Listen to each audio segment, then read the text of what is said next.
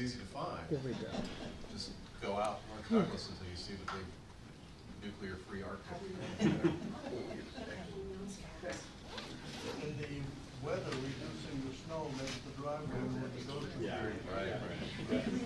Just getting. I think she's ready. Gloria said that it's, Okay. she solved the issue, so Yeah. whenever you want to say. That's up to Dave. Yeah, so we should Yeah. go ahead and get underway here. Welcome, everybody, to a panel discussion this afternoon on patriotism, PTSD, and the legacies of war. I know a lot of you, but if you don't know who I am, I'm Dave Noon. I teach U.S. history here on the Juneau campus at UAS. I've been here 20 years.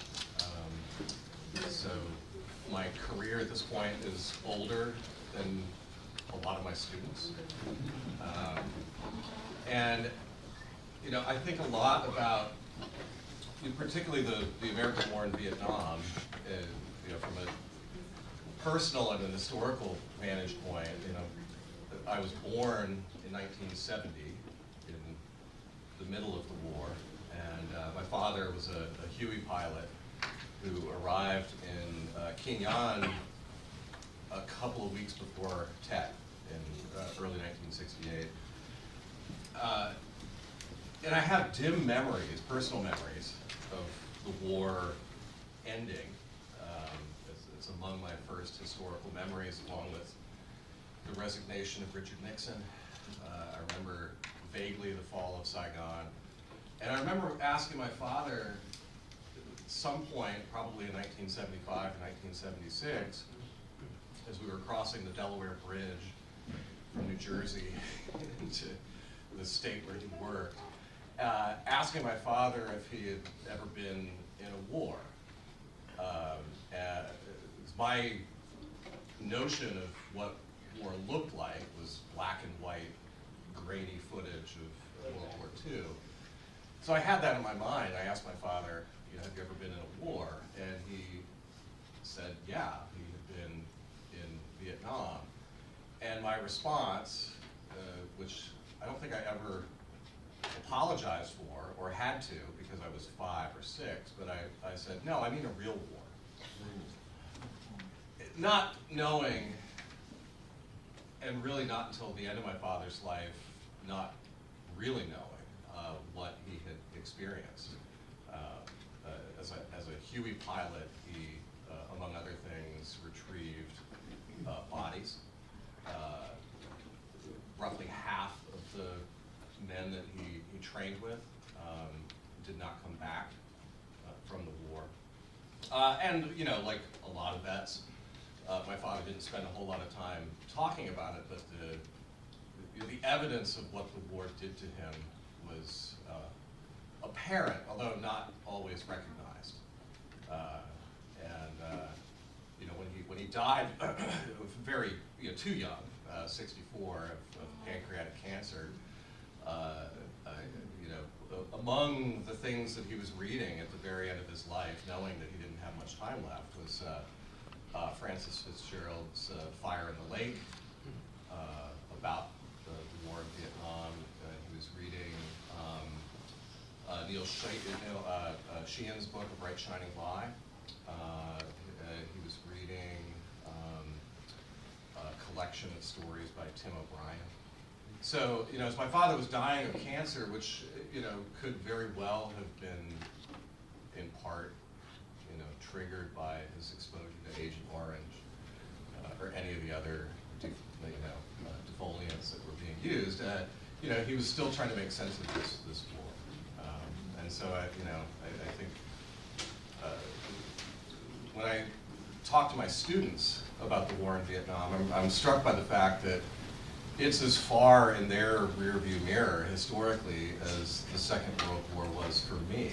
And I'm struck by how much of that war has been flushed down the memory hole. It's I think really important to, you know, keep those memories alive, those who are still around to tell them, to tell their stories. And so I want to thank all the participants on the panel here for joining us to tell their stories. That was a much longer-winded introduction than I anticipated giving, but that's just my way of welcoming everybody. And I guess we'll just start by asking the three of you to kind of tell your stories. You talk about your relationship to the American war in Vietnam, your stories about service, your stories about how you got involved in the peace movement. So, Ron, could we maybe start with you? Sure. So my first war and first war zone was in Mississippi in 1964 when I first graduated from high school. I went down first to Atlanta for 3 months and then to Starkville, Mississippi, and then to You might be at the top of that number. yes, I'll get there.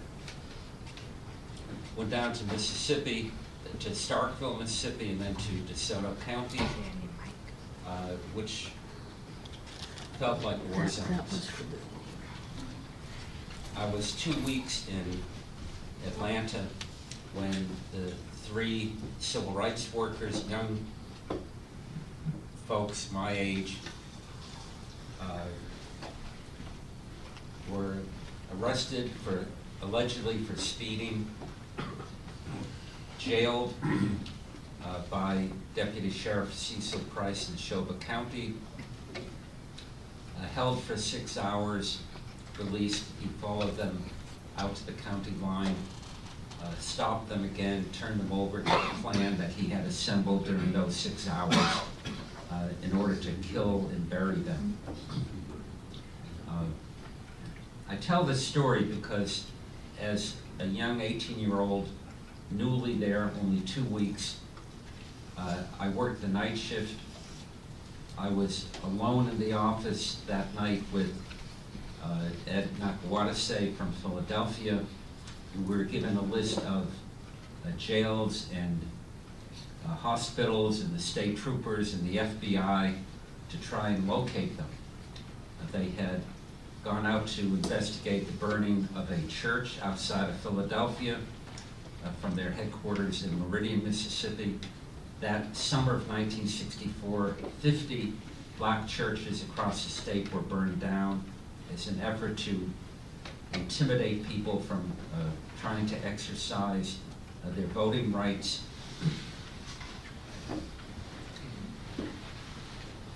And it was very frustrating that we couldn't find them.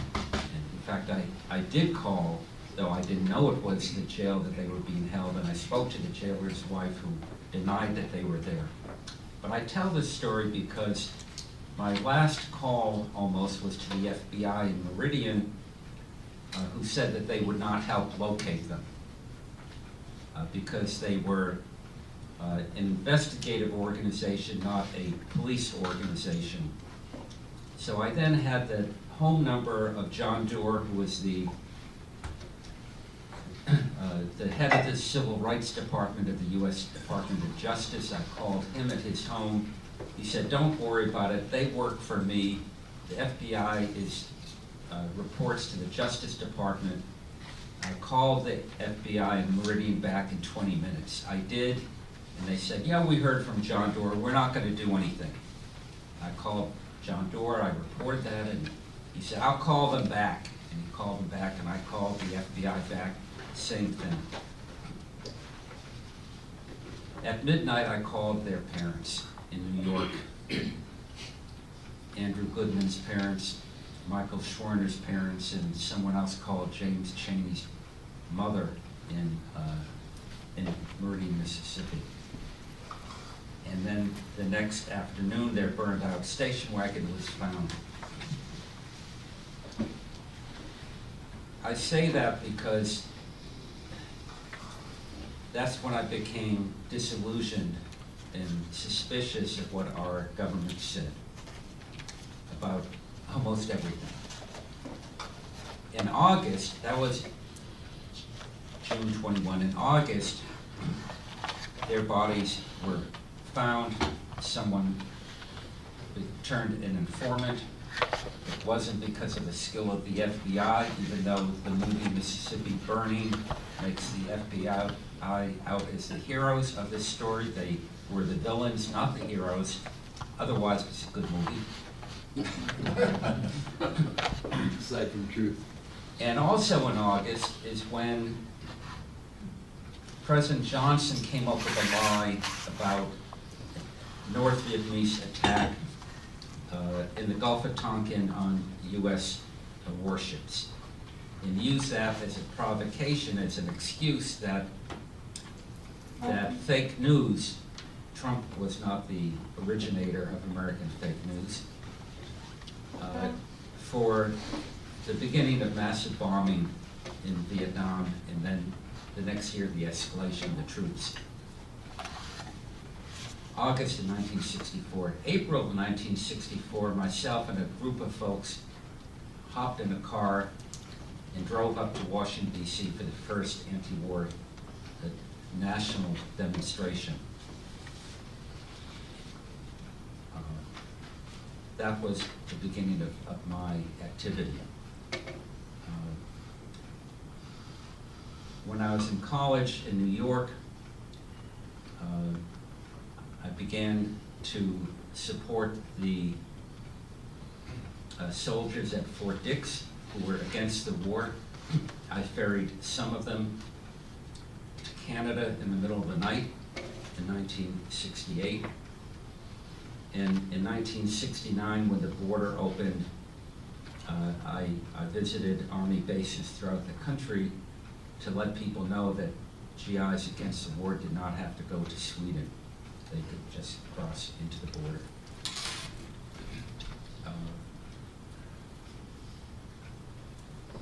The stories of the soldiers back in Vietnam changed my life. Well, first, what I learned in Mississippi changed my life, and both bringing me skepticism, but also bringing me excitement about the possibilities of people organizing, getting together, empowering their communities, finding their voices, and finding the achievements created through organizing and solidarity. The stories of the GIs I met back from Vietnam gave me a sense of how evil and destructive the war was. Probably most wars are, but particularly unjust wars. And I think I'll leave it there. Thank you.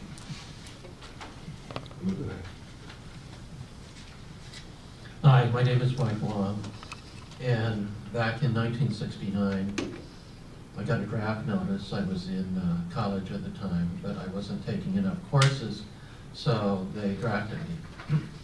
I decided at that point that I didn't really want to kill people. I did not have a firm position on the Vietnam War.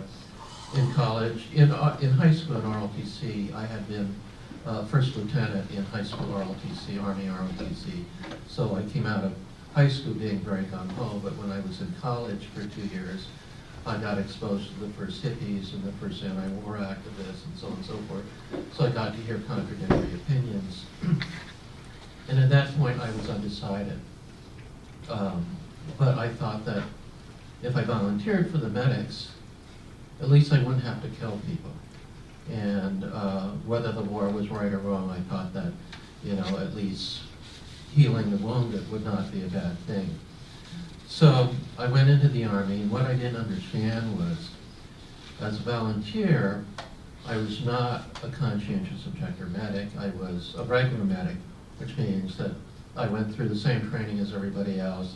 I would have to carry a rifle, I would have to fight, et cetera, but in addition, you know, I would have medic duties. So I was in the Army for a year. I completed all my training. And during that time, I was exposed to a lot of what was really going on in Vietnam that we were hearing from the Vietnam veterans just returning. those veterans were our sergeants, our instructors, the people that trained us.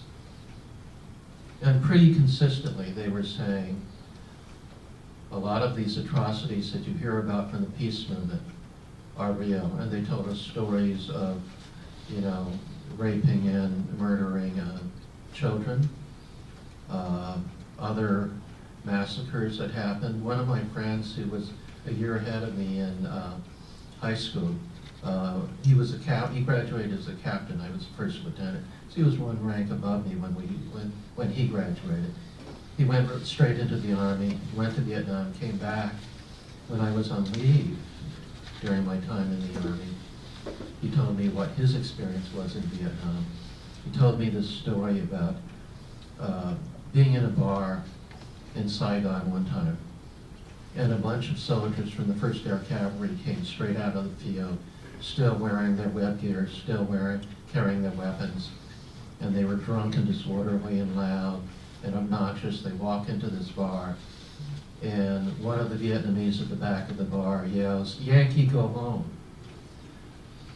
These infantrymen pulled their rifles off their shoulders, opened fire on the Vietnamese, killed every Vietnamese at the bar, turned around and walked out, left the Americans sitting there. So, and this is only one of many stories I heard when I was in the Army. So what that confirmed to me was that a lot of what the peace movement had been telling me in college was reinforced by what our instructors and our sergeants told us. And several of them said to us straight out, if there's any way you can avoid going to Vietnam, don't go. It's not right and it's not worth it. So they were the ones who really tipped the scales for me in terms of my views of the war. In the middle of that, the My Lai massacre hit the news, and we saw the photographs of the Vietnamese women and children huddled together with the Americans pointing their weapons at them. You saw the fear on the faces in the photographs. So if you go over to the next room, those photographs are there that we saw. The dead bodies of the women and children lying on the ground. And that really made everything that our sergeants and our instructors were telling us real. We almost had a riot in our platoon. The whole mood in the Army at that time changed dramatically. A lot of us had been leaning against the war already, but that really tipped the scales. It was like the straw that broke the camel's back. We almost had a riot in our platoon, where another platoon, we were sitting on the grass waiting for our next task to do, and another platoon came marching by, and they were like new trainees, and they were really straight and, you know, gung-ho looking and all that. And one of our guys yelled FTA, which means do bad things to the Army. And then one of the guys in the other platoon yelled something back, and it just escalated from there. And before I knew it, the two platoons were confronting each other, and it almost became violent. And then one of the trainee sergeants managed to back one of our guys off, and the other sergeants started to separate the two platoons. And then the other platoon, they had been marching past, and they stopped just instinctively and turned to fight. And then one of their sergeants gave the orders, forward, march. And then the people at the front started marching again, and then the other people fell back into formation and marched off. And that's how we avoided having an actual physical riot. But I turned to one of my friends and I said, you know, this could have really been a dangerous situation. What if somebody got killed? And he said, if we die here or we die in Vietnam, what's the difference? And that was really what the mood was like in my platoon. And much later, I discovered in the Army as a whole, when Sir No Sir came out, I realized that what I experienced was just a small part of what was going on in the Army at large. And in our platoon, there was one guy who had been an SDS organizer in college, and he joined the Army specifically to organize from within. And he was one of the ones that kept challenging the officers when we would have these propaganda classes. And the officers would always, every time he would argue with the officers would always lose, and they would end up ordering him to shut up. You know, and their argument basically boiled down to, if you're a man, you'll do this. And we said, so being a man means that we have a moral obligation to murder babies? Is that what you're telling us? You know? And they had no answer for that. It's like, you know, and it boiled down to, if that's what being a man means, I am not going to do that. I don't care, you know, whether that means that I'm not a man in somebody's eyes. I don't care about anything else. I am not going to murder babies. That's where a lot of us were at. And we just felt very strongly about that. And that kind of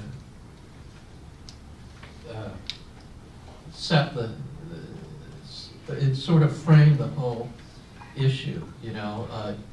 Even if we were not very sophisticated in understanding politics and geopolitical strategy and all of these things, we understood that we were not going to kill babies. We did not believe in it. You know, we did not believe in gunning down unarmed civilians. So eventually, after a year in the Army, I got Vietnam orders. And at that point, I had decided I wasn't going to Vietnam. But I didn't want to just run away. So I decided that I was going to refuse orders and press for what's called selective conscientious objector case, which means that you're not against legitimate national defense, but you're against a specific war. The Army doesn't recognize that kind of case. They recognize only religious, essentially, conscientious objectors who are against all wars. And that was not my position. So, and I actually had a couple of chances to join churches that came on base and solicited soldiers to join their religion because you could get conscientious objector status if you did that. But I never did because even though I liked them, I wasn't, you know, I didn't feel like I was a true believer. So basically what I did when I got Vietnam orders, this was after a year in the Army, I came home to San Francisco, which was my hometown. That's where I was born and raised. And I went AWOL for 2 weeks because if I turned myself in and tried to apply for conscientious objector status, you have to wait till you get to your permanent duty station, which would be in Vietnam. So I went AWOL for 2 weeks, turned myself into the Presidio stockade with my lawyer, and said, you know, I'm refusing orders to Vietnam, I'm guilty, and if they kept me in jail, that becomes my permanent duty station. And then my goal was to plead for conscientious objector status, even though I knew I would not get it, just with the aim of essentially stalling and trying to stay in jail rather than going to Vietnam. But what happened was, because so many soldiers were doing that, they wanted people to go to Vietnam, not just sit in jail. So what they did was they had 15 years worth of charges against me. Refusing a direct order, refusing to serve in a combat zone, refusing an overseas shipment, each 5 years. So they had a total of 15 years against me. And I was prepared to plead guilty because obviously I was guilty. What they did was they dropped all the charges, they released me from the stockade, put me back on Vietnam orders, ordered me to report to Oakland Army Terminal for shipment to Vietnam. So as my lawyer is driving me out the gate of the Presidio stockade, I said to my lawyer, oh, wait, I'm guilty, I'm pleading guilty. All the evidence proves that I'm guilty. How can they just drop the charges and release me from the stockade? And my lawyer said, Mike, the Constitution promises you the right to be found innocent if you're innocent, but it says nothing about having a right to be found guilty if you're guilty. So anyway, so, you know, I got released from the stockade, and I didn't know what to do, so I split and I hid out at a friend's house for a couple of weeks, and I was just going around and around in circles.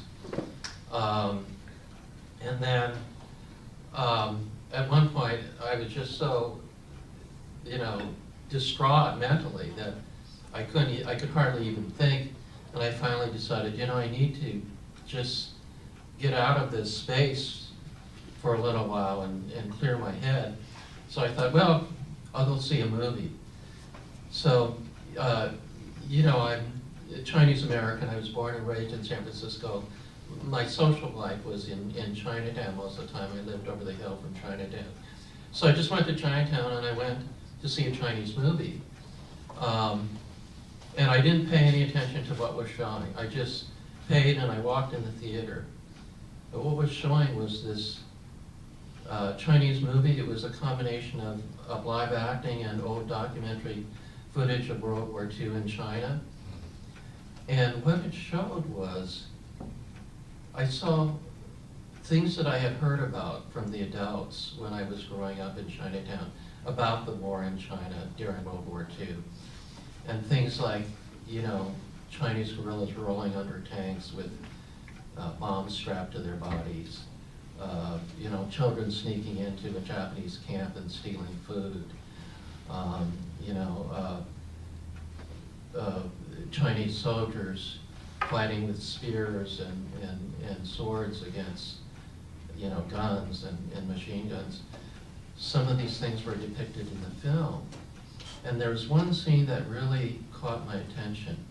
When we were in RVN training, Republic of Vietnam training, which is the really short training course that they give you just before you go to Vietnam to prepare you for the specifics of guerrilla warfare in Vietnam. One of the training exercises that we had was what to do in case of an ambush, and there's different types of ambushes. One of the scenarios was you're driving down the road in a truck convoy, and you hit an ambush, and there's what's called an L ambush, which is like, if there's a road going this way, an L ambush is like this, the shape of an L. They block off the road by using either a weapon or a booby trap to blow up the first vehicle. And because the roads in the jungle were narrow, that blocks the whole convoy. And then there's a kill zone where they know that they have enough firepower to wipe out the entire unit within about 10 seconds. So you have 10 seconds to get out of the kill zone. And the way that we were trained to do it is you're going in a truck convoy, you have your weapons pointed outward. If the first vehicle or any vehicle gets hit, all the vehicles immediately stop. You jump out of the trucks and you charge the ambush. It's just a straight charge. There's no time to maneuver or do anything. Well, in this movie, that's exactly what happened. The Japanese truck convoy is going down a road. First vehicle gets blown up by some kind of weapon. The Chinese guerrillas are firing straight down on the road from above. The Japanese soldiers have their weapons pointed outward. They jump out of the vehicles, they try to charge the ambush, and they don't make it.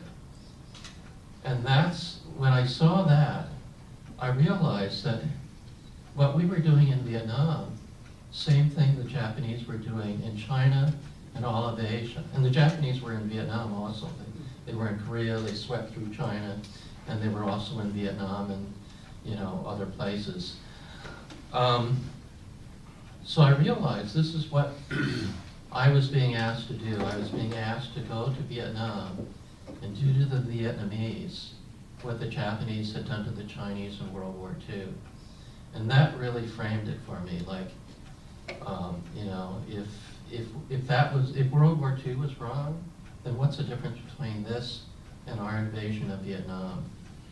And so that was what really triggered me, along with My Lai, to refuse orders. So then when they released me from the stockade, I realized that I tried everything. I tried going to jail. I tried pressing a limited conscientious objector case.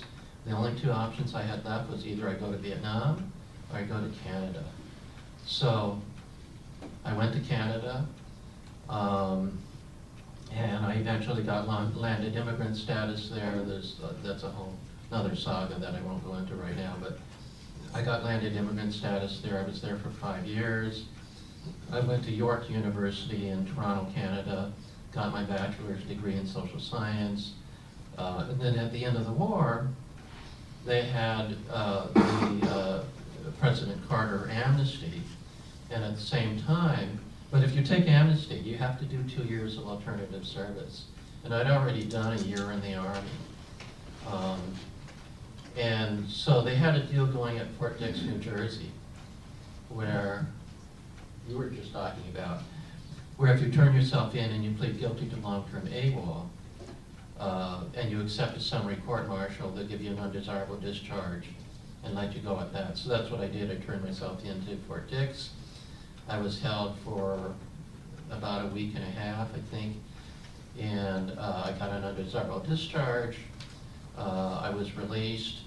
I eventually became a social worker, eventually went back and got my master's degree in social work, and you know, lived happily ever after. I figure, well, I'm desirable, I don't desire them, they don't desire me, it seems fair enough. So, and what else?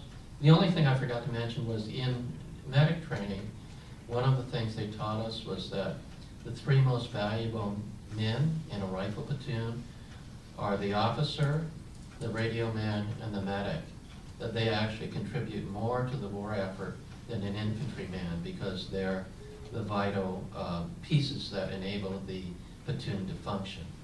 So that concludes my story. I hand it over to John Kent and let him take it from there. Thanks, Mike.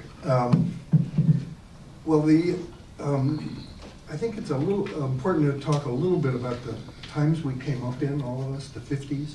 It was when, World War II was the previous war and everybody was patriotic. It was, a time of, nobody, or not many people were questioning what the United States was doing in the world.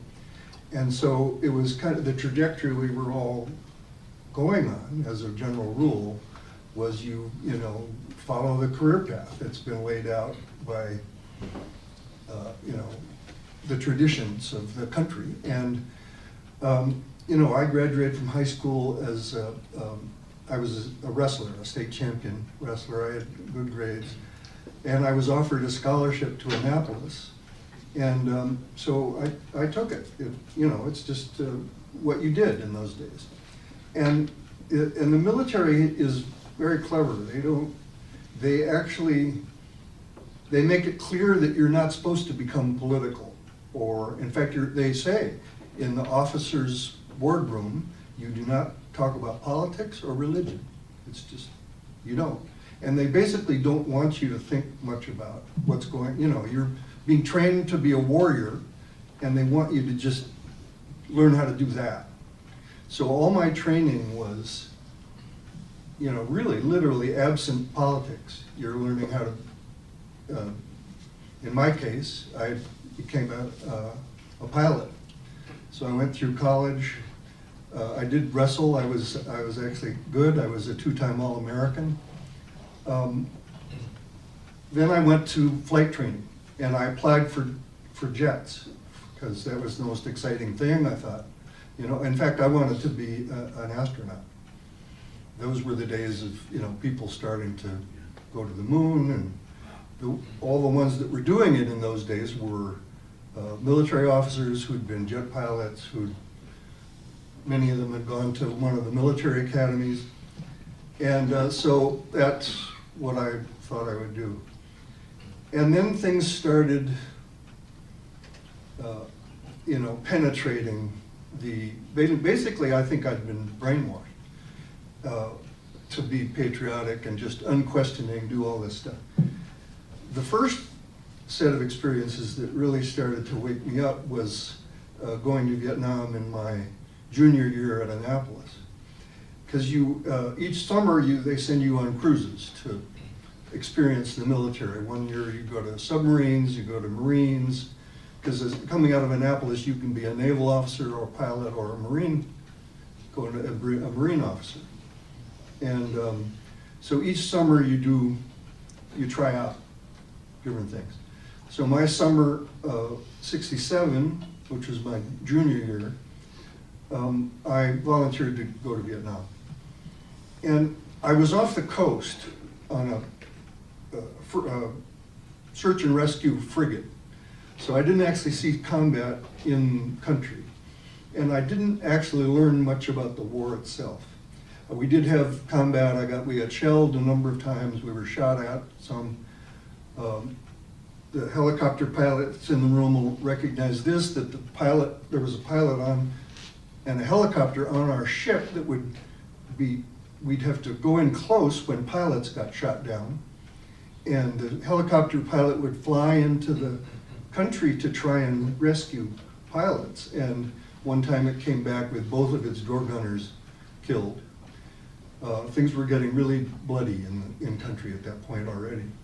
And so I did see combat, but what really started to get at me was the relations in the ports overseas that I started to see. The most stark one was in Subic Bay in the Philippines. And there was this town called Olongapo, which is the port town in the Philippines that's adjacent to the Subic Bay military naval station. And I went to my first leave, and this had been built up by everybody on the ship as Disneyland for adults. This was supposed to be the best thing that could happen to a GI, to go to this town and experience what was there. So I was a bit excited, curious, what's going on. And the first thing I saw was there was this bridge that went across the Olongapo River. And there were GIs, sailors, lined up along the side of this bridge, and they were throwing coins into the water. And I thought, what's going on here? So I stopped and I looked. And there were young kids and even some adults, Filipinos, lined up along this river. And when the coins were thrown in, they would dive into the river to get the coins. I thought, oh, this looks fun. And then I started looking a little closer, and this river was basically a sewer. Literally turds floating down it, and piles of excrement and urine and floating down this river. And these GIs this was their version of fun, throwing coins into the water. And people, basically it became clear to me, driven by poverty, were diving into this sewer to get these coins. And then it just went downhill from then on. You go into the town and there's brothels and honky-tonks and just degradation beyond belief. And it was the GIs basically using the local people for their own pleasure with no regard for their humanity or anything. And what started to dawn on me, and it took me a couple more years to really figure it out, but it became clear through many more experiences, that this was very typical and normal for the US empire to have these kinds of bases and relations between the local people where they were just used as part of the empire. So that had a big effect on me. And then I'll tell another story which had a big influence on me too. By this time I graduated, I was getting trained, I was in pilot training, and I was getting trained to be a jet pilot, and I was at Miramar, no, not yet. I was at Beeville, Texas, in the jet training program down there. And we were close to graduating. We were about to get our wings. Well, we had our wings, but we were about to get our jet qualifications. and then get sent to our bases to go to Vietnam. So it was like within months of going to Vietnam. And they brought in this captain, a Marine captain, who was a jet pilot, to tell us what the experiences were like in Vietnam. And so he's, regaling us with these stories, and he says, okay, now this is one of the most exciting things I want to tell you about. He said, I had gone out on a bombing mission. We were directed to bomb a bridge up in North Vietnam, and we went in. He says, I drove down, dropped my bombs, pulled up, and it turned out I hadn't been able to get. They have a heat-seeking missile on both wings, and his mission included missiles. So he had gotten rid of one of his heat-seeking missiles on this bridge. He had one left, and you can't go back to an aircraft carrier and land with something like that hanging on your wing. You've seen I'm sure, films of planes landing on aircraft carriers. You come in, you catch a wire underneath the plane, and it drags you to a stop in about 20 feet. It's like extremely jarring experience for a pilot, but if you can imagine a heat-seeking missile sitting on the wing of a plane, it can come off. So he knew he had to get rid of it. The normal procedure is you go out to sea and you dump it. But he said, now I'm going to go have some fun. And he's describing this to a room full of pilots. And he said, I went out away from the battle areas and looking for, see what I could see. And he said, I found an old man on a bicycle pedaling with loads of baskets of, produce and stuff on each side of the bike. I mean, if you've seen these photos of, peasant countries, they often carry lots of stuff around on bicycles or whatever transportation they can pull together. And this guy says, oh, here's a perfect target. And he sent that heat-seeking missile down and blew this peasant with his groceries and probably the food for an entire village for the day to smithereens. And he told this story with such satisfaction and pride, and the entire classroom clapped and cheered him. And I said, what kind of a war am I getting myself into? What kind of a monstrous military would do something like that and would train people to do that and would think that was entertainment or fun? But the fact is, as you're hearing, that's what the United States does in its wars. And it took me a while longer to put it all together, and students, as in his experience, had a lot to do with it. Because in the military you can't find out anything, but I went and found students at colleges and talked to them and learned and got educated. I crammed. You were talking about your father trying to learn when he was on his deathbed. Fortunately, I was forced earlier to really start to figure out what was going on in this war, and I would read everything I could find, and I finally realized this was an imperial war for empire. It is what the U.S. does and still does, and hopefully we can talk about that some more. But I woke up in time, and I refused to go to Vietnam, and I would not participate in doing that to the Vietnamese people. So what happened to you? You can't leave us with a cliffhanger. Oh. You got to tell us the ending of the story. There you were awake. Yeah, okay, I woke up. So you want to know how I got out? Obviously you survived. Yeah, well, it was it's never easy, obviously. I got counseling I was in San Diego. I was at Miramar, the Naval Air Station. I was like within weeks of going to Vietnam. I turned in my wings. I got counseling, and I realized that I could probably get a conscientious objector status.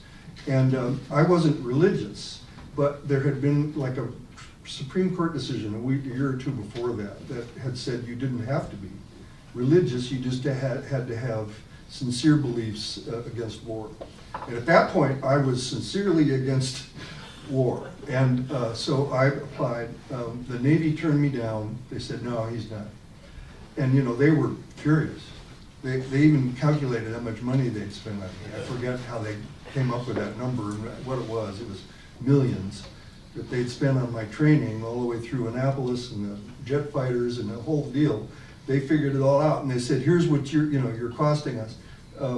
Anyway, they wouldn't let me loose, but I had a good attorney who recognized that the federal courts have jurisdiction over questions like this.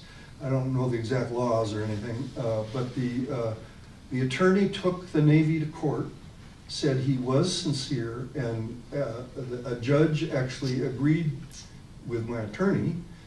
And actually here I have a connection to Alaska. I had been given orders to ADAC Alaska.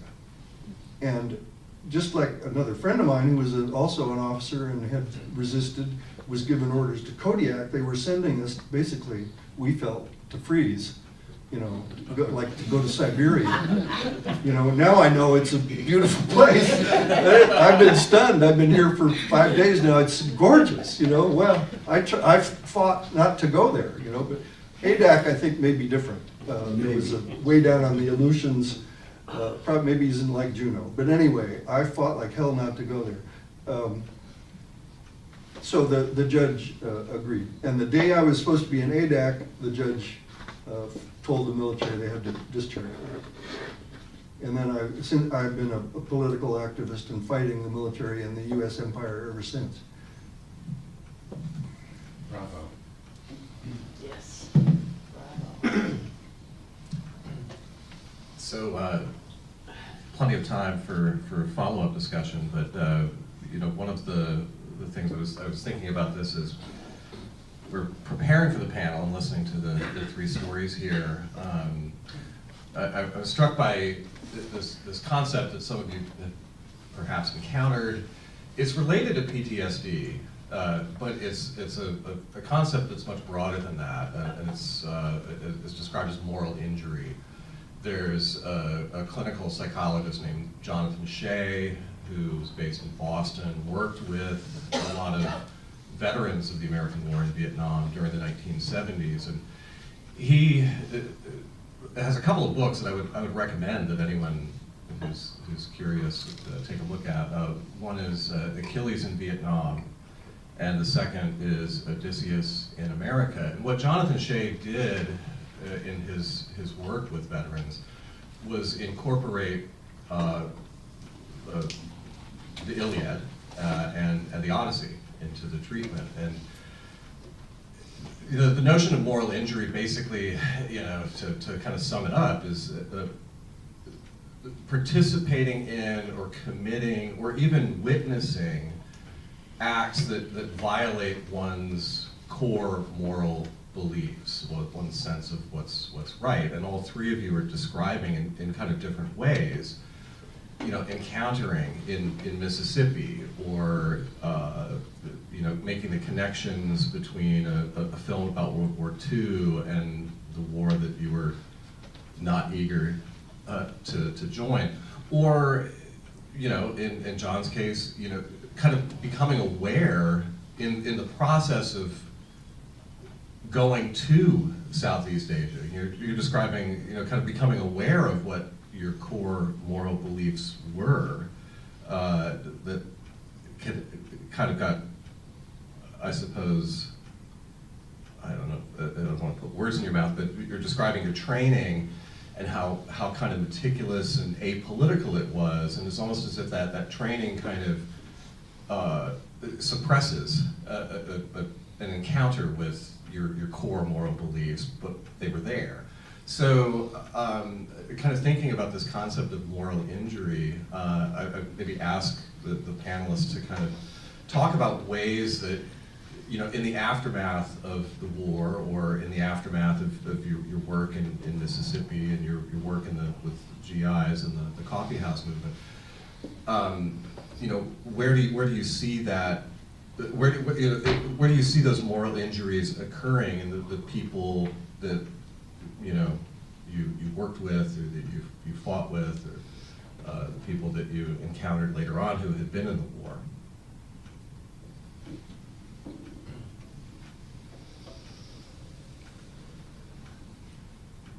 So in Mississippi,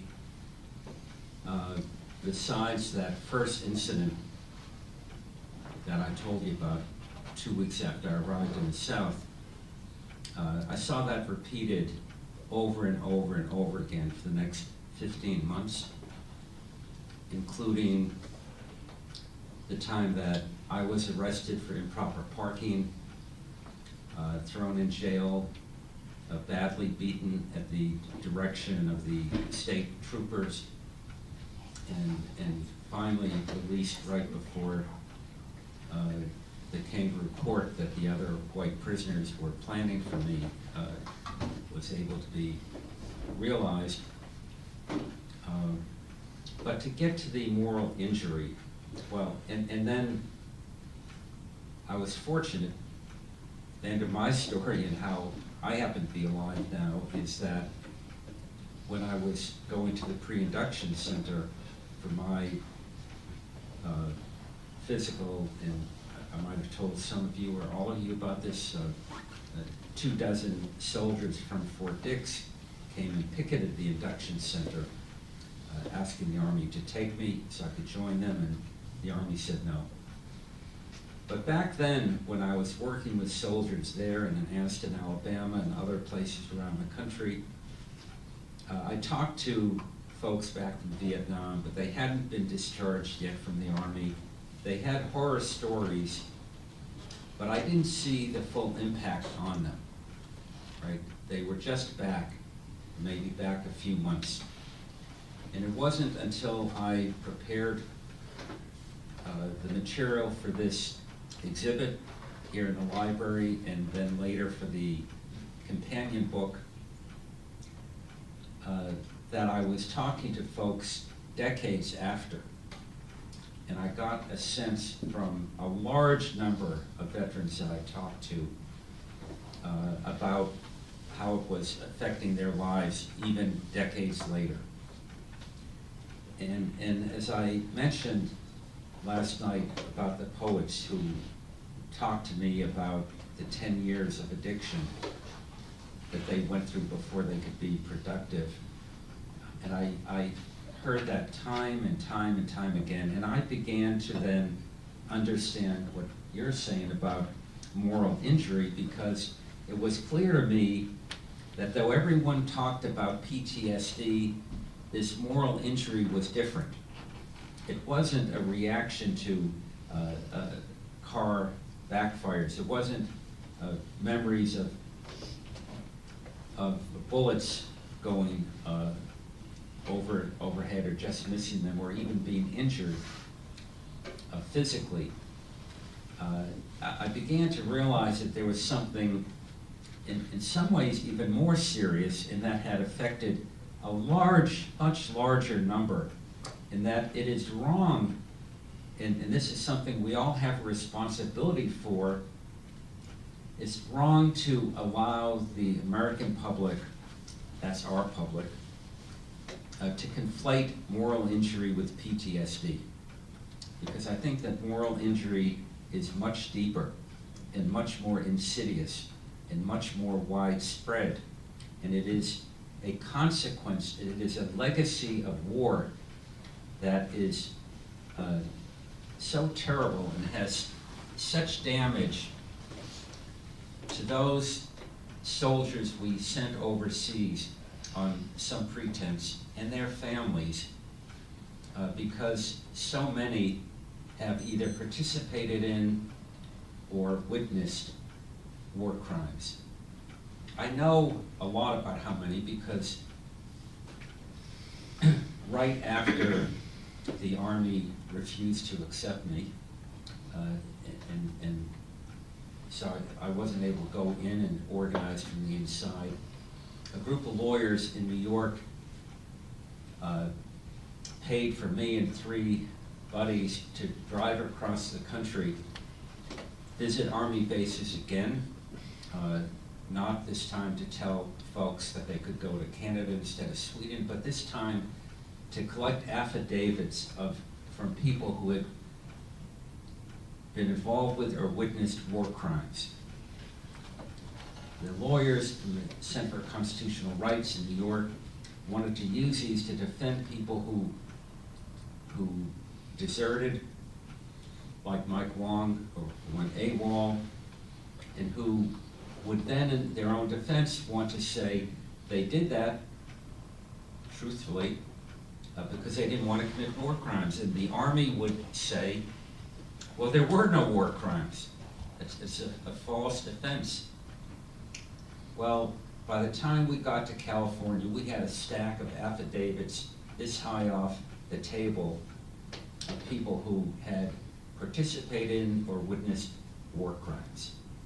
And I began then to see the enormity, but then as I began 6 years ago working on this project, I talked to some of the same people I had talked to 50 years before, and I talked to a lot of other people. And what I began to see is, as one of the poems said, you know, he will, it affects people to the day they die. That's what it is. And so I think that if we don't talk about moral injury in the depth and the seriousness, and if we don't try and hold, it's not just a question, is the war right or wrong, though, that's crucial. But that the decision to go to war has to be seen in terms of the impact. You know, I think we have to fund our VA Veterans Administration hospitals and treatment, as well as we fund the armaments that people use. But we have to also think not just what are the services we have to provide to all these people who are morally injured, but we have to think, is it worth it?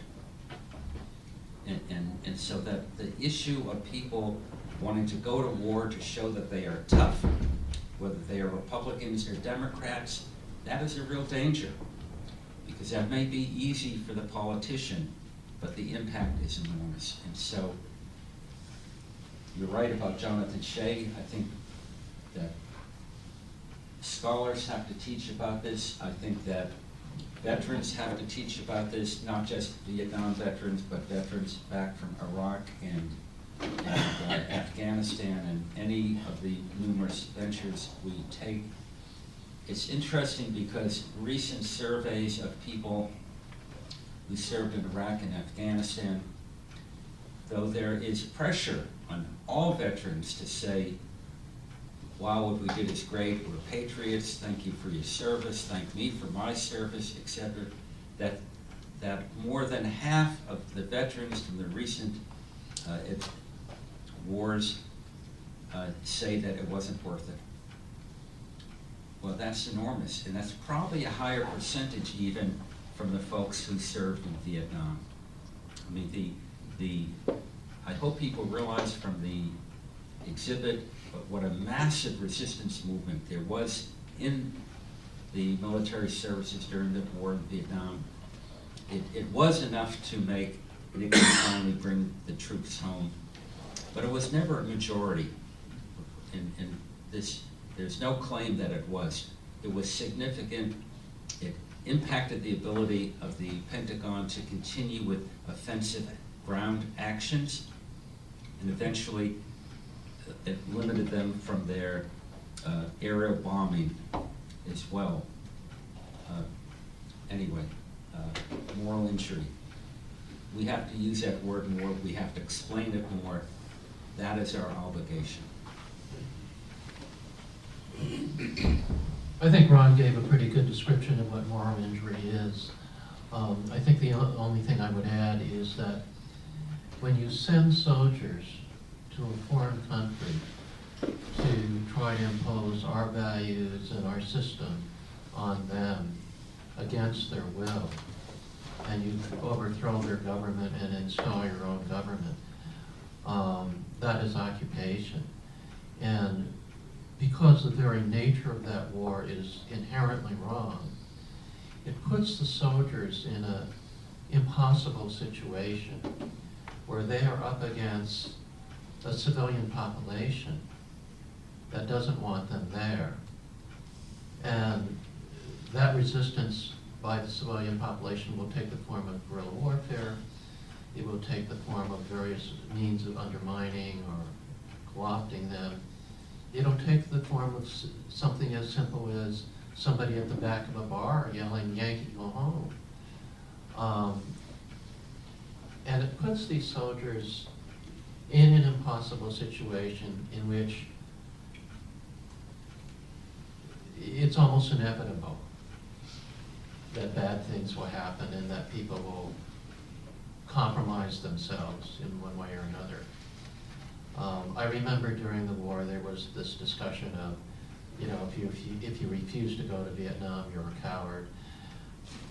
But on the other hand, if you go to Vietnam, you're a baby killer. So it was damned if you do, damned if you don't, no matter what you did, one half of the country would hate you and the other half would love you. You only had a choice as to which half you preferred to love you or hate you. So if the war itself is immoral, it puts the soldiers in an almost impossible situation, and it makes moral injury, as well as PTSD, almost inevitable. Yeah, all of us have had a lot of experience talking with our fellow veterans about this, and it's. I think the way I would put it is that moral injury is the most important part of understanding PTSD, and that the psychological impact that it affects combat veterans when they come back, and particularly from an unjust war. And I want to differentiate those because I think the Vietnamese were fighting a just war. They were correct to be and just to be fighting the U.S. invasion of their country, and they fought like hell. They were a big part of what woke up the early troops into the country was they found extremely determined Vietnamese people fighting them when they were told they were there to help liberate them, and it didn't compute. The Vietnamese were fighting like hell to get the U.S. out of there, and so in other words, I think that's an important distinction. There are just wars, there are unjust wars.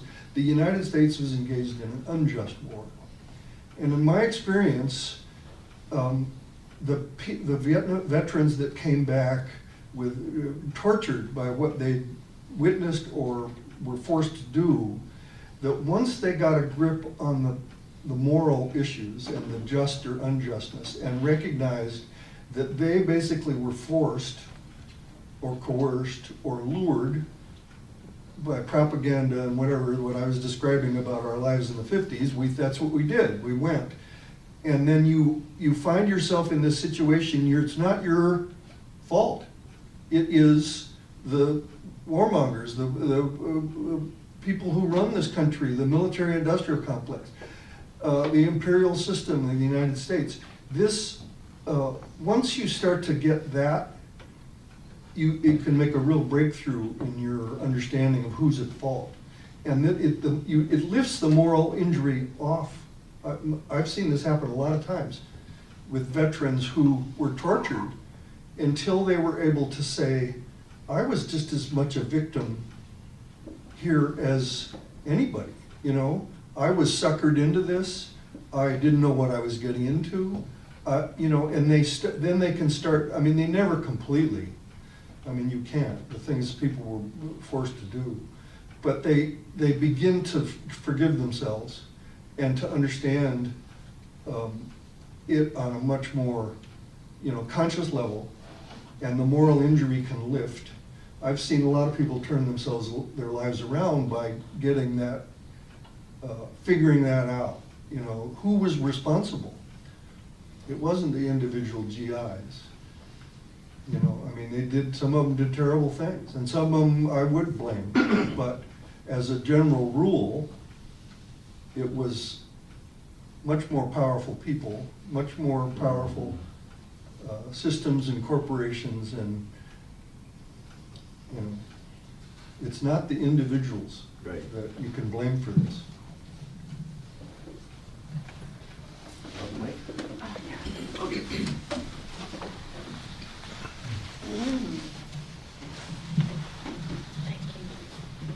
I just wanted to make a comment on that. I was listening to you all, and I kept thinking about the documentary that we watched yesterday, and it's unfortunate that George Bennett is not here today with us to discuss this. Do you remember that part we talked about yesterday? We talked about the Native Americans who went to the war and felt that it was not something that they were raised to do, you know, things that they had to do, and then they were broken because of that. It kept me thinking, well, maybe that's something similar that was happening, that they was also suffering from the moral injury.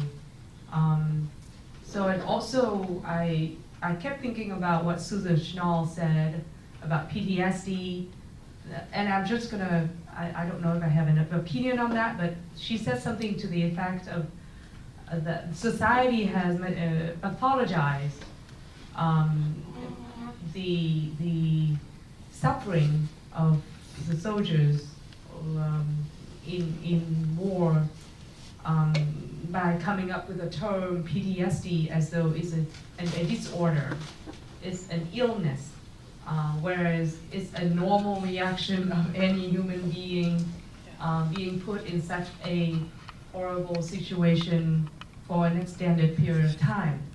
So I just wanted to throw it out there. And again, it's very, I can't talk about, you know, the experience by the Native American vets. And it's unfortunate that George Bennett is not here to share with us his experience. But that's something, I just wanted to circle back to the documentary that we watched yesterday.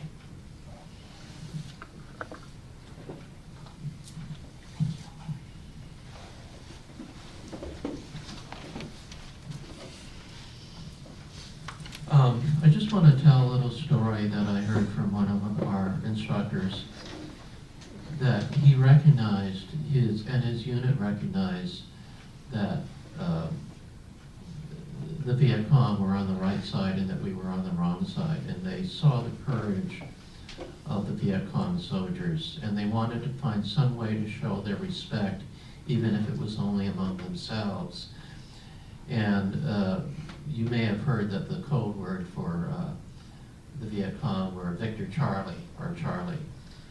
They decided to start calling them Sir Charles in order to have some way, at least among themselves, to show how much they respected the enemy that they were fighting.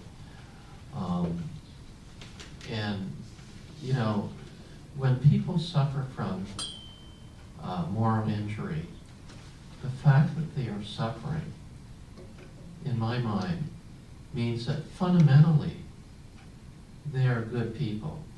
They would not have a struggle with this. They would not have a struggle with things that they did unless they felt it was wrong. And if they felt that it was wrong, that means that they still have a conscience. So the very struggle itself, I think, we need to recognize and point out that that means that there is still fundamentally good in that person. And if that person can recognize that, I think that might help as well. Well, we can go on telling stories till the deadline, but are there either questions or comments that people want to make from the audience here? Do we have an extra microphone? Okay. Okay. Just hand them the mic. Oh, I'm sorry. I thought you were getting someone else. Good exercise, Ron. So about a decade ago, there was a documentary called Soldiers of Conscience that was approved by the Department of Defense. And there's a scene in that, I think it was a psychologist or psychiatrist for the Army, who talked about training, basic training where they had a drill, what they called it reflexive fire, where soldiers were taught to just fire without thinking. And he described it as teaching them to bypass their moral judgment, their moral senses, and how difficult it is to get back. So basically what you were saying, Mike, that you know, it's almost impossible for soldiers not to suffer a moral injury. It's like they robbed them of their moral ability to resist in most cases. Is that reflexive fire, was that something from the recent wars where they were training, or since Vietnam? I can answer that.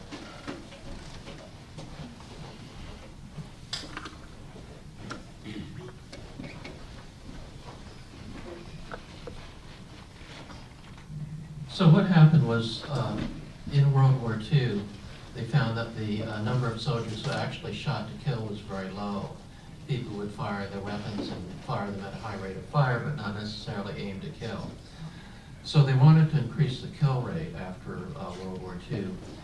And what they did was they tried to make the shooting exercises, the training, more realistic. So instead of using bullseyes as they had to train World War II soldiers, in my era they used pop-up man-shaped targets that would pop up and you would fire them, and they were olive drab targets in the shape of a man. And then when you practiced bayonet training, they had like these wooden targets that were similar. They were in the shape of a man, they were olive drab, and you would lunge and stab to the throat of the target. Now they've escalated to the level of using video games where you have a rifle that looks and feels like a real rifle, and you've got a video screen and you're actually firing at video images of you know, in the Middle East, Arab jihadists, and they have scenes that are just like in the video games. You're in a truck convoy and there's an ambush, or you're walking patrol through a city and there's an ambush, and you're firing at targets that are human targets. So and they put you in situations where you're behind a vehicle or something like that, and firing from the cover of a vehicle. So they put you in very lifelike situations on a video monitor, and then train you that way. And the police do the same thing, only they do it with fire or not fire, where you have to distinguish between like a gunman and an unarmed civilian. So it's gotten much more sophisticated. Well, I think we should talk about two other aspects about training. First is the dehumanization, and the dehumanization that took place then and probably still today in basic training. But during the Vietnam War, they didn't talk about killing BC or Charlie. They talked about gooks, and there was a kind of dehumanization, and it was part of the marching. It was part of every aspect of basic training. I know that because at the coffee houses we set up, part of our counter training was showing movies of everyday life in Vietnam, in people at work, people farming, people with their families, as a way to try and humanize people, to make folks not want to go in and kill. And let's talk about search and destroy. The pictures you see in the next room of folks lighting the homes on fire and taking out the baskets where people dried the rice and that sort of thing, that wasn't an aberration. The aberration of My Lai was the extent of killing 504 older men, women, children, and babies, but not the search and destroy. That was a part of warfare that was taught and expected. And so that's part of the problem. At Columbia University, where I was going to school, part of our protests were against the professor who had come up with the strategic Hamlet concept. Strategic Hamlet, well, that's just a fancy word for concentration camps. So they wanted to move people out of the countryside because they knew that the people in the countryside at night would harbor the Viet Cong soldiers. Viet Cong is an American term. I mean, these were the freedom fighters of South Vietnam. And so the idea was to, just like the herbicides, was to strip the countryside in the jungles of cover for bringing arms in from China and elsewhere. You then also strip the countryside of people. I mean, we're talking about a structural devastation. So it's a tough situation, and it's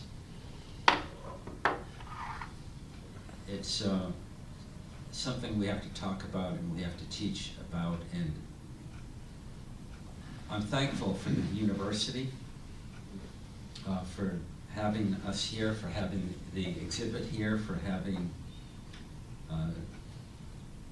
the insight and the courage and the commitment to be teaching this and to bring together folks who have had these experiences with younger people who haven't yet.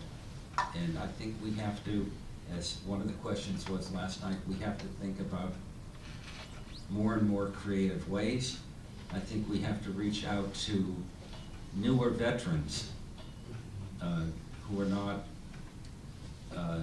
old men and old women in their 70s.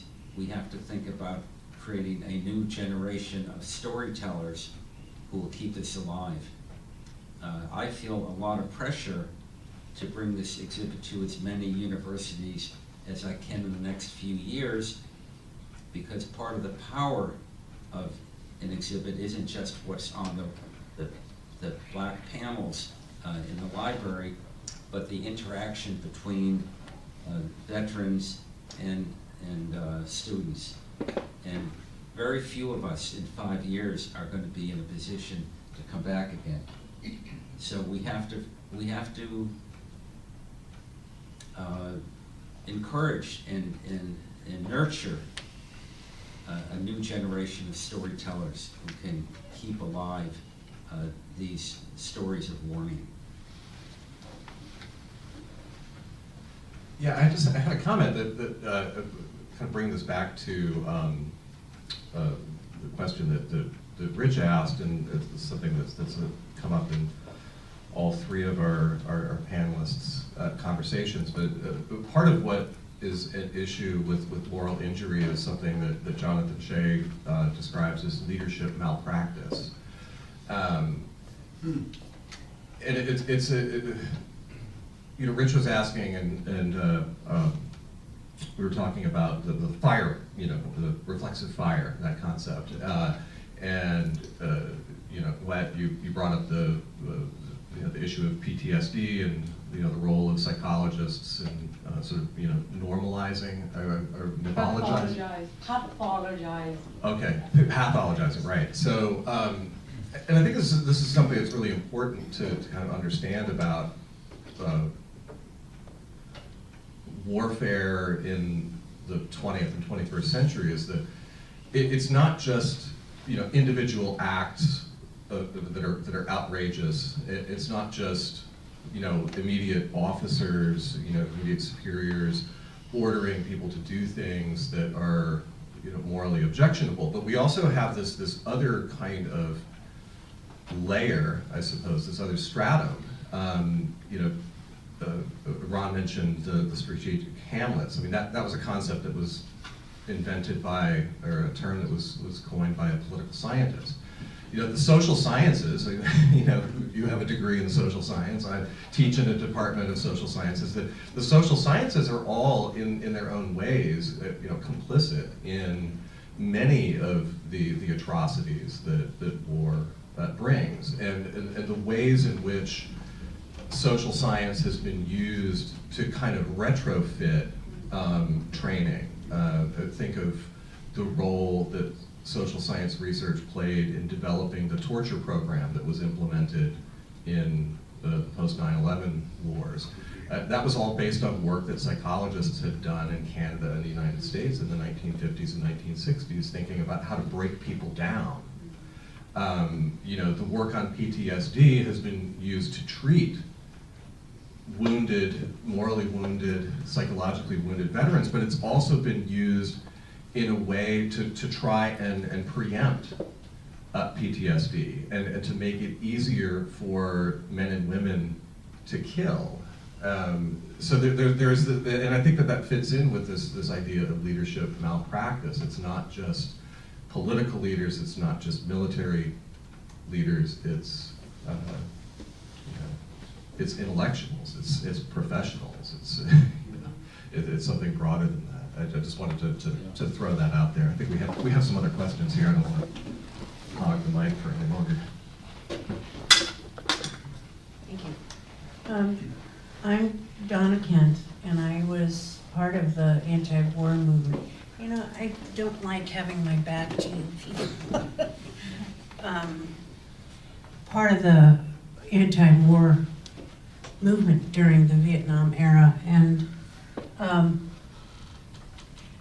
I think one of the things that we need to talk about, not only do vets, like the people here, who experienced what it was like to be in Vietnam or to hear very deep stories about Vietnam, but the support of the anti-war movement that existed to help some of these vets follow through on their moral convictions that this isn't right. And there was a very large social movement that was saying, this isn't right. And that went a long way. So when, Ron, you're talking about talking to more and more people about not just Vietnam, Afghanistan, Iran, Iraq, almost wherever the United States goes with its military, you can pretty much count on the fact. Those are cool socks. You can pretty much, he was commenting on the socks.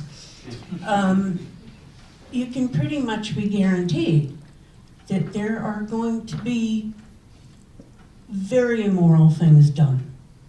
And part of our job, I think, is to not just deal with the vets, but yes, the GIs, but also the society at large, who sits back and looks at this and thinks, watches on the TV or hears on the news, you know, what are they forcing our GIs to do? We have a responsibility as civilians to be talking to people, to be organizing people, to say, it's wrong, it was wrong years ago, it's wrong now, they cannot do this in our name. So. Thank you. Who else? I'm back in the corner, so I don't have to stand up. I appreciate not having to do that. Yeah, and just to carry it further, and I think everyone in the room would probably agree that it isn't, obviously it's not just the United States, but human beings are involved in any such adventures. We're talking, I know I'm not preaching, I'm just, when human beings are involved, bad things happen. And that isn't to say that, as you've said, it isn't to say that all people are evil or anything like that, because it's quite the opposite. And I appreciate, John, that you mentioned that certain soldiers did these things, but it's a system that's at the heart of all this. There's no question about that. And certain trainers were certain ways, but certain other ones weren't. And and it's just so important. And the dehumanizing, as you mentioned, Ron, like next door and demonization, again, that was not new in Vietnam either. And, you know, think back to even the First World War and Second World War and every other. You know.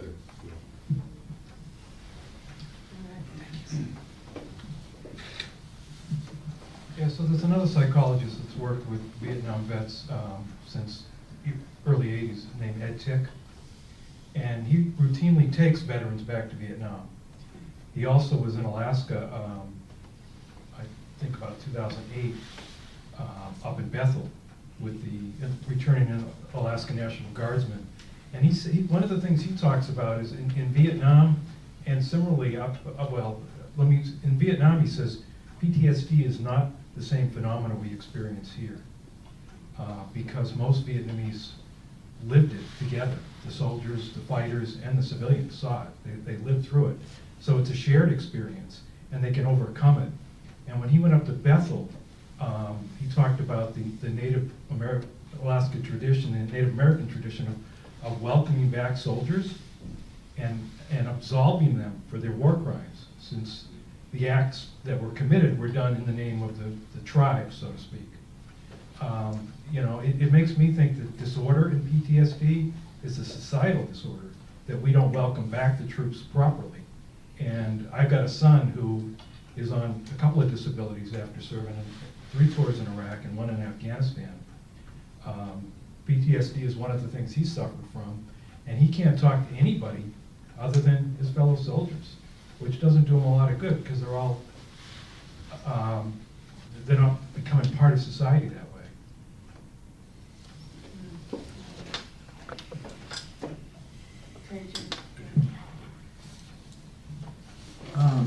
I had a really interesting conversation with Mike this morning, but reminded me, and I guess the best way to explain it is just tell a short story about the environmental movement. And it's about taking care of the advocates and some of the issues that come up. And in the environmental movement during the Tongass Wars, the timber wars, if you were in a community like Petersburg, Wrangell, Haines, and Juneau to some extent, and you were advocating for wilderness areas or less devastation to the timber stands and the ecosystems that were involved, the marine areas that were holding the logs and bark that was poisoning the fish and so forth. There was incredible economic and social and political pressure that was put on people who spoke out. And you could lose your job, you could be physically harmed, you could be isolated, and there was incredible cohesiveness because of the massive economic influence of the timber industry. And so the people who were trying to advocate for a different outcome ended up fighting among themselves because they were traumatized. And there was a fellow who had worked for the Sitka pulp mill and had blown the whistle on some really bad things they were doing and got fired. And he kept a loaded gun in every room in his house so that if somebody came after him, he could defend himself. And that was very real to him. And he was angry and he was hurt, and he didn't have any outlet for that except to attack the people that supported him. And so there was this conflict that arose among the environmentalists. And the first board meeting I went to in SEAC, when I was on the board, there was almost a fist fight. And I said, what the hell is going on? We're on the same side. But it was this trauma and trying to figure an outlet. And so it was safe to attack the people you were working with. And so I think we see some of that in the anti-war movement. So it just, I guess acknowledging it and understanding that there's ways to deal with that, but you have to acknowledge it to begin with.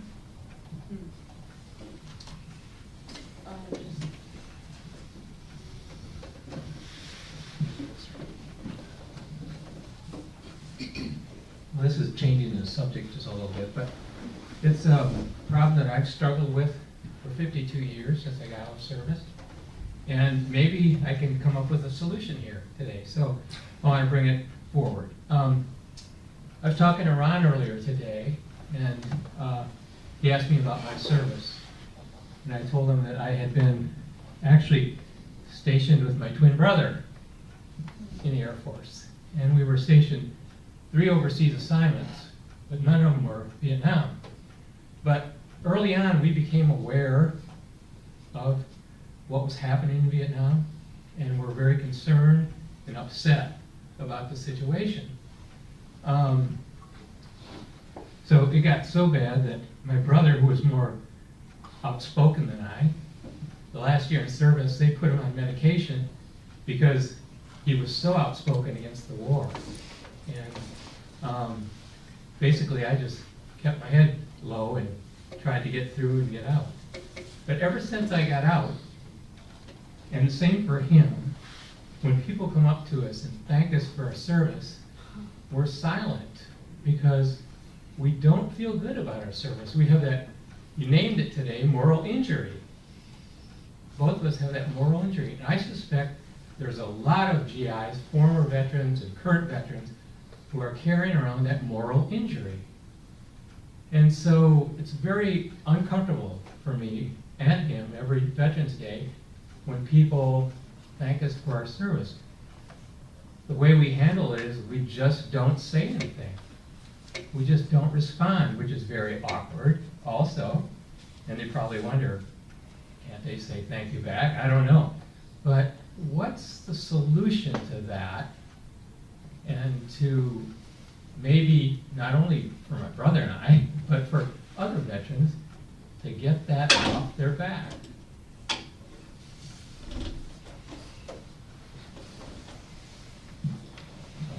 I think this lady told us what the solution is. Did you not? Yeah, help each other. I'll speak to that. John. Oh, and if I may, especially since John stood up, but I appreciate him pointing or hinting at a way, another way, and to ease the moral injury, because you hinted at systematic sources of this in our society, and a couple of others of you have as well. I was going to also say that the comments that you made about society and social responses that we're obligated to, particularly I think for those of us who worked all those years in working with students, working with service members, working with communities, doing all kinds of resistance work. Learned a lot and had an obligation to share it in a way that I had not really thought about until coming here. And thinking more about how the kind of peace movement that we created in those years has not reappeared in our society. And we're all to blame for that. But forget blame, we also all have an obligation for that. And even for those of us who are even older than some of you are,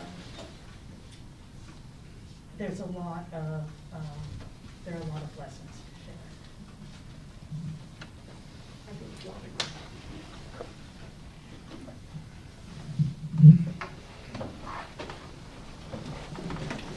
glad somebody asked about this thank you for your service thing, because of course as veterans we get that a lot. I always respond, well, you're going to have to thank me for my resistance. I was against the war, I still am. I'm against the wars they're waging now, and I'm going to resist them too. And then sometimes it leads into interesting discussions. Sometimes people just storm off.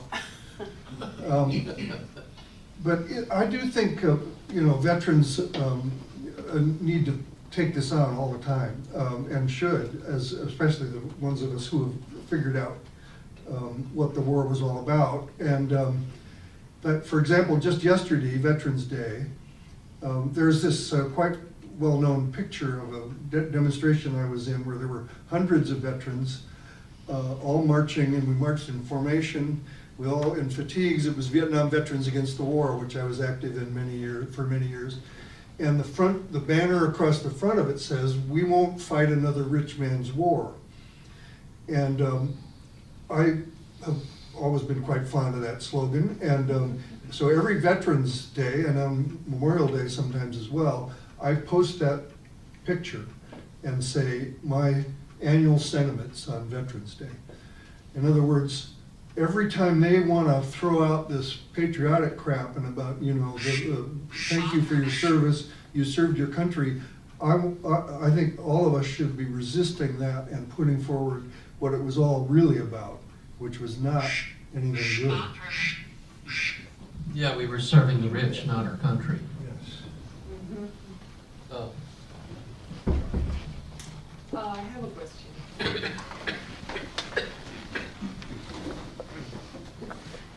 So, I've been curious since the beginning of the talk, about moral injury. So it seemed to me that the soldiers who went into the war and started questioning the war or wars, would suffer from that moral injury. How about the soldiers who were all gung-ho throughout, from the beginning to the end? And all that is, even nowadays, I don't know if you're the majority or you're the minority of the Vietnam vets who thought that the war was wrong. I bet there would be soldiers, the vets, who would think the opposite. Those who are on the other side of the spectrum, do you think they have what is called the moral injury or not? And I'm very curious. I have no idea.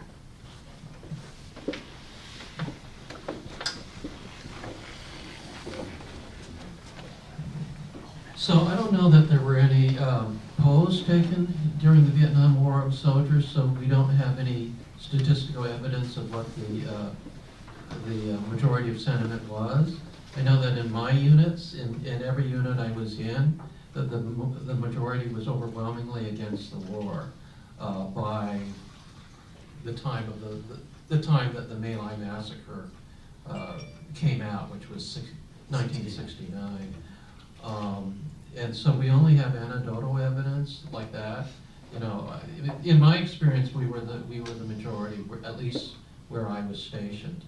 And in terms of veterans who were for the war, I only have anecdotal stories. So one of the stories was when Doug Zachary and myself were outside Fort Hood, scoping out the town for the aim of developing a new coffee shop during the Iraq War. We happened to walk into the Greyhound station just checking out different areas, and we encountered two former soldiers who were slightly older than us, and both of them were lifers. One of them had been an officer, the other had been a sergeant, and they were just sitting in the Greyhound station drinking. And we struck up, and we were wearing our Veterans for Peace T-shirts, and we just struck up a conversation, even though we had been on opposite sides. And there was no animosity. We just talked, and Doug and I were still very active in the peace movement, doing all kinds of things, and so on and so forth. And these two guys were just sitting there drinking, and we said, well, and they both retired from the military, And we asked them, well, you know, what have you done since? They said, oh, we just sit here in the Greyhound station and drink and talk. And that was their life. And I remember thinking to myself, you know, this is the path not traveled. This is the road not taken. You know, it's like, wow, these guys were the lifers. They were on the other side, and look what happened to them. Well, I have perhaps more experience with the people on the other side because of where I went to school, and I was in, you know, the Annapolis graduates were my classmates, and but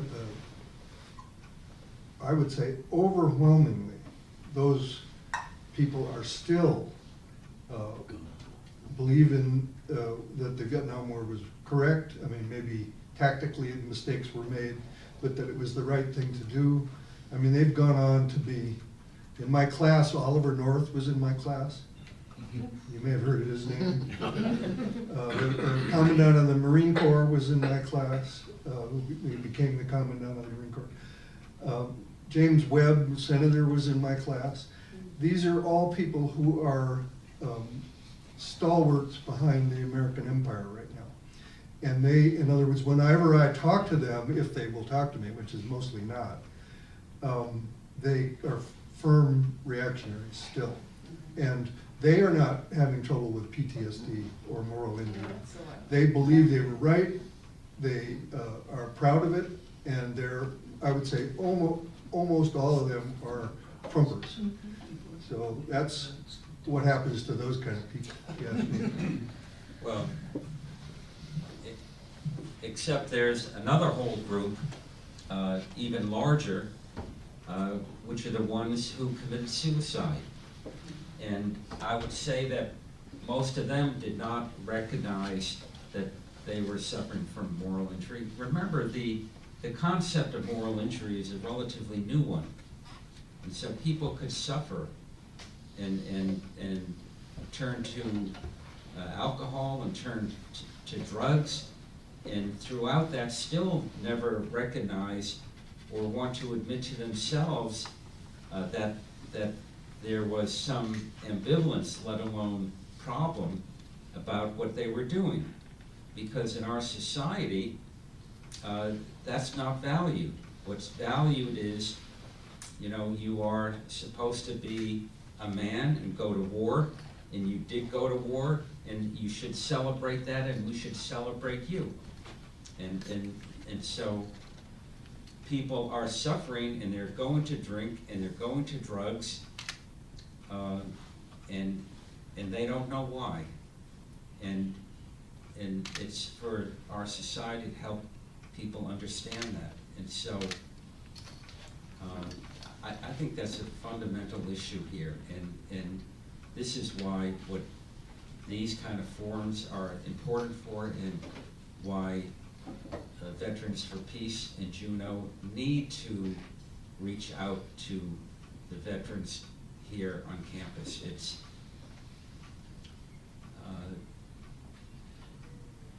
you tried with the American Legion in the Veterans Reform War, and they weren't receptive.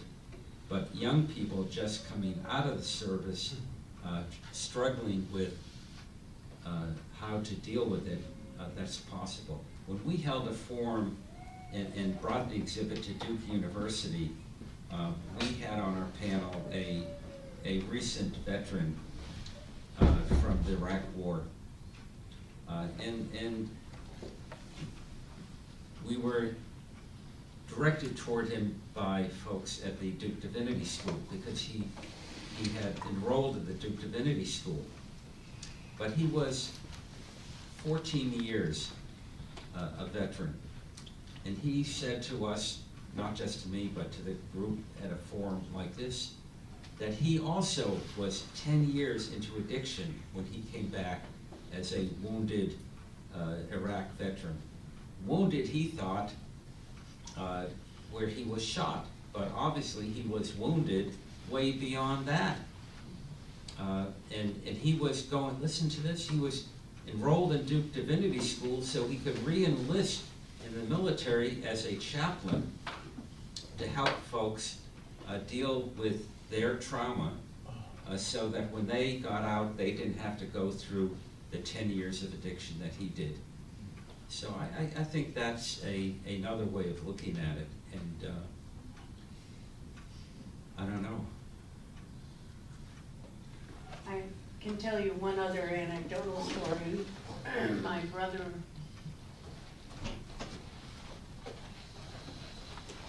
Pinky, my brother, who's 5 years older than me, and he went in the Navy, forced in the Navy.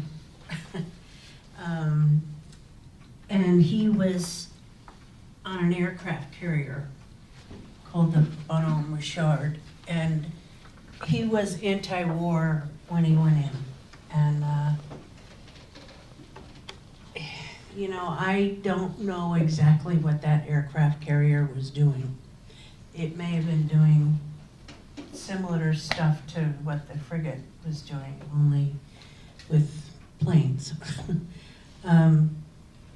And he kept sending home these cassette tape recordings, and it would be him walking along the deck. He wanted us to hear the ocean. He wanted us to hear the seagulls, because that's how he was keeping himself sane. Still connecting with his family at home and connecting with something that he appreciated and loved. He was lucky enough to get out on an early discharge, and he became a psychologist. And at several of the places he has worked, his clients are vets of the Vietnam War who, he said to me, they are some of the most effed up people I've ever met in my life. And they know they are. And many of them have tried to commit suicide or threaten suicide or are terribly, terribly depressed and on tons of medication. So those aren't numbers. It's not a poll. It's anecdotal evidence, but it's true evidence. And I think that's something too. If we have anecdotal stories like this, we need to share that with people. This was a real effect of that war on these vets. Not to mention what we did to the country of Vietnam.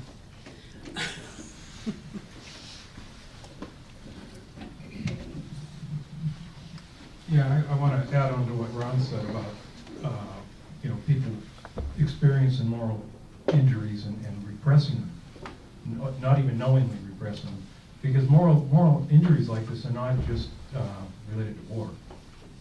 Think about all the kids that have been abused and the families they've grown up with. Think about all the women who have been raped over the years and people who have never ever shared these things. I know I did a radio show several years back about sexual assault in the military, which is still a real serious problem. And most of one of the most stunning things I learned in the interviews I did was most of the sexual assaults that were occurring were men assaulting men. And it had nothing to do with gay men being in the military. It was strictly a power thing. And if you don't think those men who were abused had any freedom to go and report what was going on. I mean, sexual assault in the military didn't start to surface until Tailhook, and was that 1990? And that was women. Women had the courage to say what was going on, and then the need to say, but men would never do that. So there's probably a lot of soldiers, a lot of people who have been abused in a lot of different ways, but it's also a real problem throughout society in multiple, like I said, rape and child abuse are two that come to my mind. I think the mic cut out. Is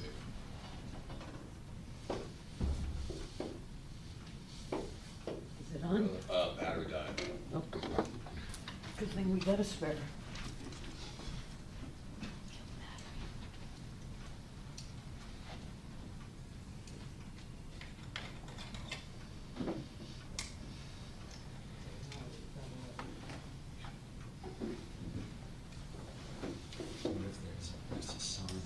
David, when are you going to have a course at the university and order some books that support it? Margot just asked when I was going to have a course at the university. I actually taught a course 4 years ago on veterans in U.S. history. I did a NEH seminar back in 2016 at Virginia Tech, near where I grew up in Roanoke, Virginia. And so we spent 3 weeks looking at a variety of historical and literary kind of work on war. That's where we met Jonathan Shea. Jonathan Shea came down and spent a couple days with us. So yeah, I did teach a course. I have a whole book list of things I would recommend, but I can maybe write some titles on the board while other folks are chatting here for the few moments we have left. Margot, did you want to say something? I just did a quick check.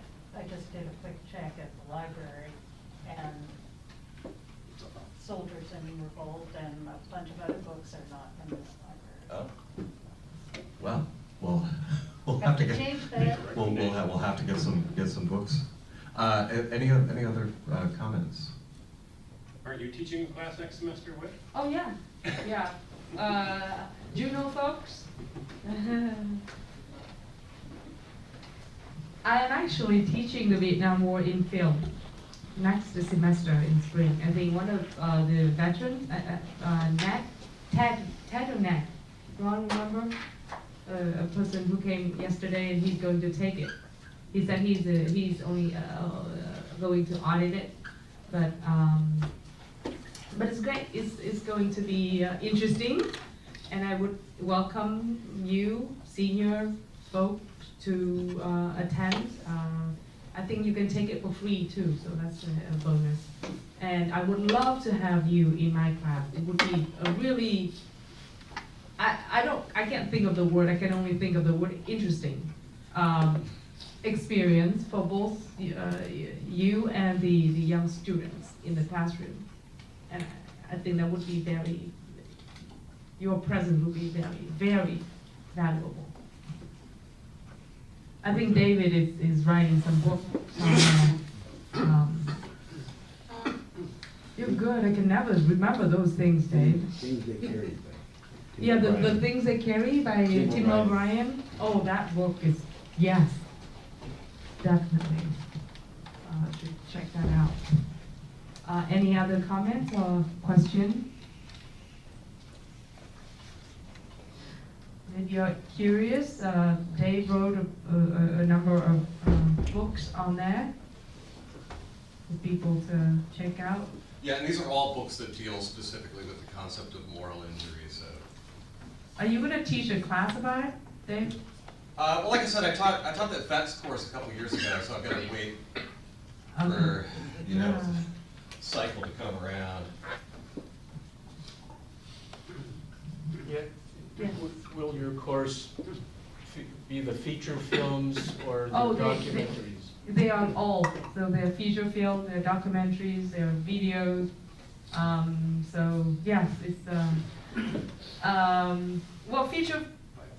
Yeah, but from 5:30 to 8:30 on Thursday. On Thursday, and the feature films I'm going to use are not going to be many, but the interesting thing is I'm going to show a Vietnamese feature film, and I want you to compare that with Apocalypse Now, which is what I did for my master's thesis.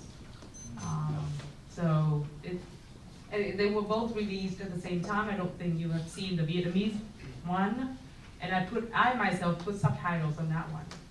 So. Is it possible for us to get a copy of that with the subtitles? If you can pay me, I'm just curious. Just kidding. No, no, I don't know how to send it to you. It's on my computer. I only show it to my class. I see. I can send you. Somehow I can. We can figure it out. Yeah, we will figure it out. I will send it to you. But if you're making this open to people in the community as well, does that mean that we in various communities could listen in through the internet? Oh, you mean the class or the film? Both? Yeah. The thing is, the classes, no, I don't think we have the right to, I have to check with the administration to see, you know, what kind of, and then regarding the film, I have no idea, you know, again, how to show it to the wider public. I've been only showing it to my class. We could put it on YouTube. Yeah, it is actually available on YouTube, but no subtitles, so the version with subtitles is not on YouTube. So, I don't know what the copyright laws in Vietnam are. There's no copyright law, that's why it's all over the internet. Oh, okay, so in that case, if you have a subtitled version, we could put that on the internet. The thing is, there's very few things in English for an American audience about the Vietnamese view of their experience, and I think that would be very educational for people. Yes, and this film is very interesting in the sense that it won the Golden Prize, or the first prize, the Golden Prize for the gold medal of the Moscow Film Festival in 1980. So Apocalypse Now was out in 1979. This one was also out around the same time, also very famous, about the same topic and so on. So yeah, I can think of a way to make it available. But for now, take my class. On that subject, there's also, you know, people may know that after the American war in Vietnam, there was a short 1-month border war between China and Vietnam. And there's actually a Chinese movie called Youth, Y-O-U-T-H. And it's 3 sections. The first section is about the Cultural Revolution. And it's about this particular army, Chinese army unit. Okay. So the name of this movie is Youth, Y-O-U-T-H. And it's a Chinese movie. There's 3 sections to the movie. The first section is about the experiences of this Chinese army unit during the Cultural Revolution.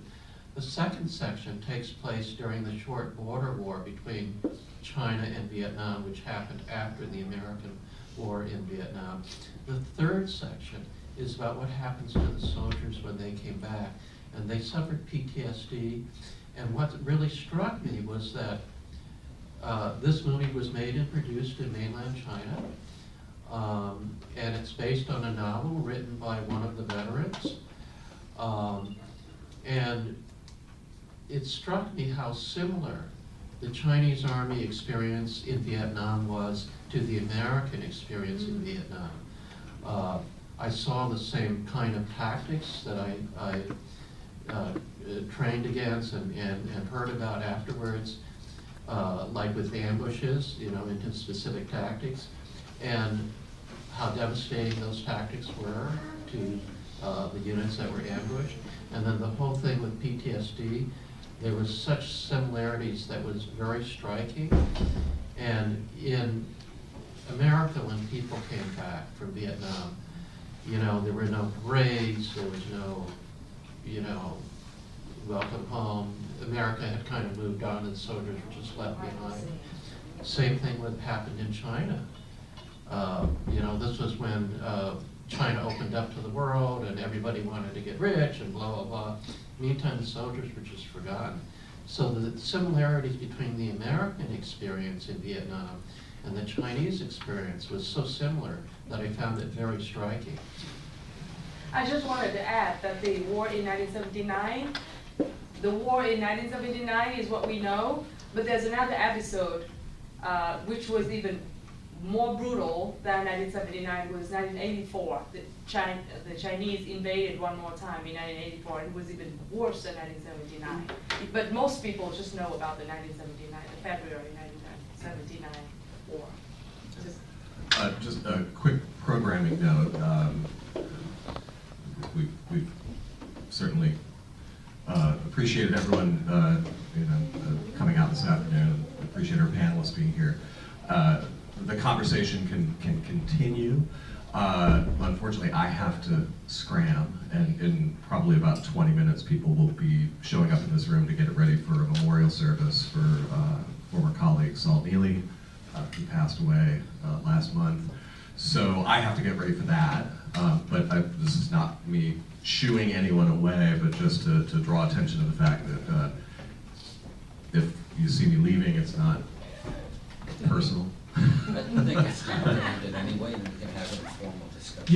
Yeah. So like I said, continue conversating. We've still got some food that's not going to eat itself, so help yourselves. But thanks to Ron, to Mike, and to John for being here this afternoon, and thanks to all of you for coming out and sharing your time with us. So.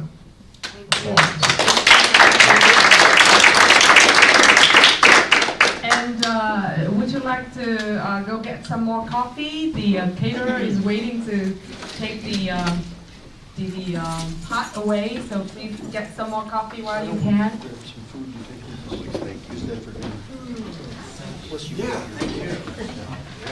Thank you for all of that.